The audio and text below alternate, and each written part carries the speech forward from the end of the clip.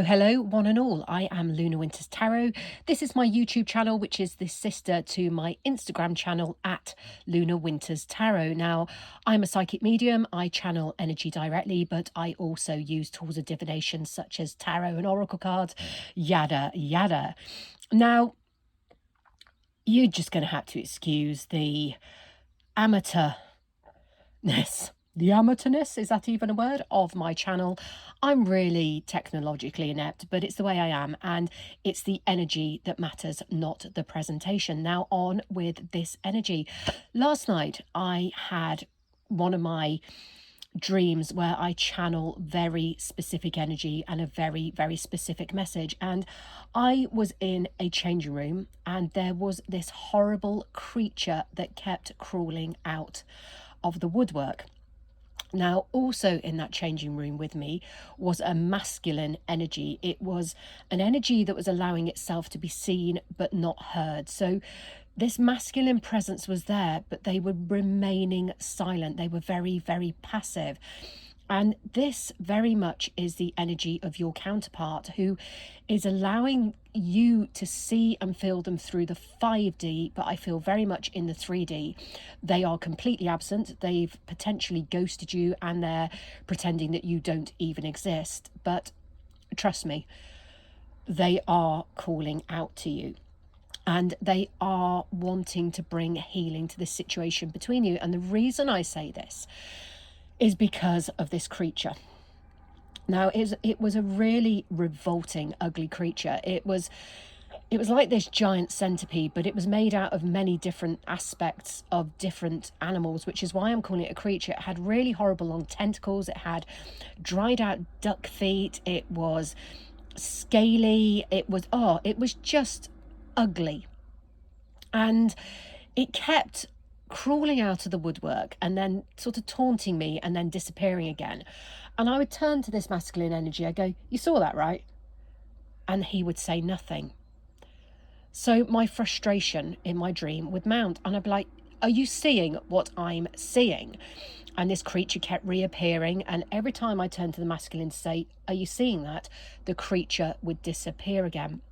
And then it occurred to me, this is your counterpart being vulnerable. He's coming forwards and he's trying to show you the shadow aspects of himself, because he kept these hidden while you were in your union, and he's now realizing that he should have been completely transparent and honest about who he was, because there were elements of his true character that surfaced, and those true colors were ugly, but because they surfaced during a time where things were strained between you both, it became an issue. Whereas if this masculine had shown you this shadow side of himself, these uglier aspects of himself, you likely would have been accepting of them. There may have been one or two parts where you just thought, "Oh my God, no, But when you love someone and when you're on the divine union, you accept things that are less palatable, because you know that also equally you have really unpalatable parts of your character. You have an ugly side to yourself too. And to say otherwise is just a lie. We all have a shadow side. Now, this masculine in the 5D is being really vulnerable with you right now. He's coming forwards and he's tentatively showing you, "Look, these are the bits of me that are really ugly. And I know you saw some of them, but would you accept these? Would you accept me back?" And you're just like, "Until I see them in their full ugliness and glory, so to speak, how can I make that decision?" Now, this taunting creature eventually came fully out of the woodwork, and its tentacles brushed against my leg, and I was just like, ugh. And I felt really, really disgusted, not at the creature itself, but at the energy that I felt coming off those tentacles. And then it occurred to me, the reason that energy felt so dark and ugly and to my skin, it makes your skin crawl when something touches you that you don't want touching you. 444, as I said that. This is the energy, the unhealed energy of your divine counterparts' karmic unions. These are the energies that as yet he has still been unable to resolve and let go of. And these are the aspects that he's saying to you, yeah, you're right, I brought these into our union, and it allowed festering murkiness, disgustingness to become between you and I, because I was never fully honest. Now, I do feel your counterpart did tell you about their karmic past, and I do feel they were probably a little bit too upfront about it at times, but I sense also they'd held on to people from their past in like kind of a almost controlling way. It was like, yeah, I can keep hold of their numbers, I can keep texting them, and I can do what I like. But that was egotistical. It was like they kept these karmic energies as a safety net in case things went wrong with you. And that was really fucking disrespectful to you. Because what happened was these karmic energies kept crawling out of the woodwork. They kept creating issues between you and your counterpart. And every time you said, look, I can't believe you still got her phone number, or I can't believe you're keeping pictures of her, your counterpart, rather than accepting that you were right, because trust me, they knew you were right.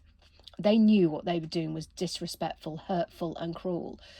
What they did instead was gaslight you and go, oh, no, you're the one with the problem here because we've all got pasts. And yeah, we have all got pasts. But what we all do is when we meet someone and we commit to someone and we enter into a fully fledged relationship with someone, we don't bring that past with us. We cut that past off dead and we say, it's over, it's done. The numbers are deleted, they're blocked.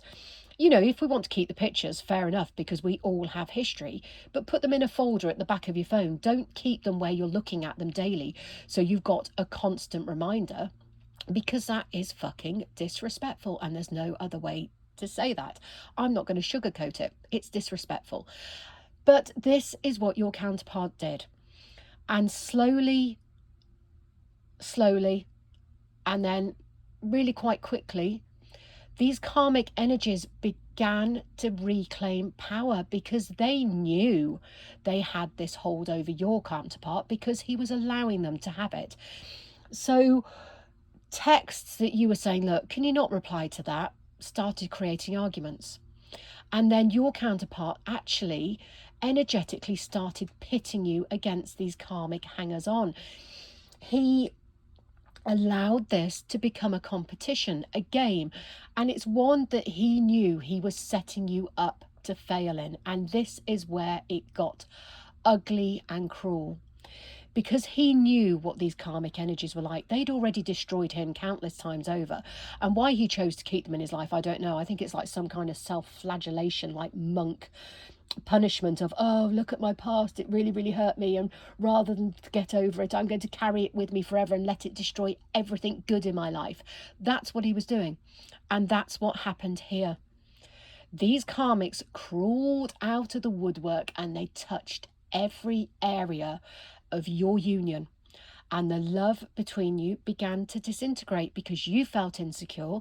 You were questioning everything. You began to say, well, where were you're back really late.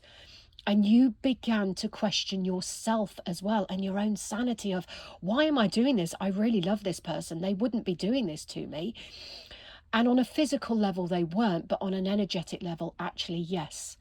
Yes, they were.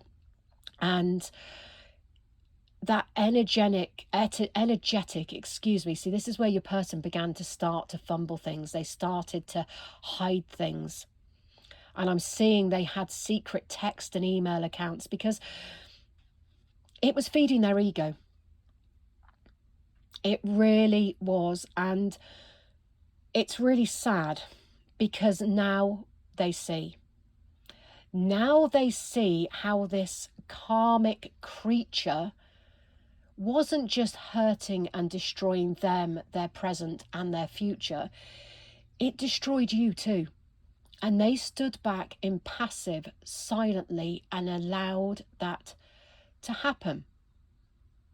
And this is really sad. I can't even be angry about this because your counterpart had such low self-esteem that they felt that holding on to these people made them empowered. And now they can see all that it did was make them so incredibly weak, and weak to the point where it came between you both and it destroyed what you both had. And now in the 5D, they're coming to you vulnerable and showing you what they still in the 3D can't speak to you, because they feel so much shame for what they did. These dreams, they're going to keep coming, because this is part of the healing that comes between you and your counterpart. Often the healing starts on the 5D so that it can eventually come into the 3D. And what I will say to all of you is, when you have a dream and you feel something really significant downloaded, write it down, make a note of it, and over the next few months, have a look back and see the picture that is building here for you, because you're going to see there's real relevance between you and your counterpart. I do feel your counterpart eventually will have the courage to come forwards in the 3D. It's not going to be for some time, because they're really up in their head over this. They are so remorseful, they're so regretful, and actually I do feel they are punishing themselves energetically and potentially physically over this. Not just because they were so foolish, but actually because of the pain they caused you. I see they are really haunted by the tears they made you cry, because this counterpart promised to protect you, and then what they did was let you down in the most heartless and disgusting of ways. And whilst you have been able to forgive and move on, they haven't. They cannot forgive themselves for what they did to you, because they know you were vulnerable with your heart. They know that you gave them your absolute all, and it was without condition, and it was innocent. And they smashed that innocence to pieces and turned it into something ugly. And they really, really regret that.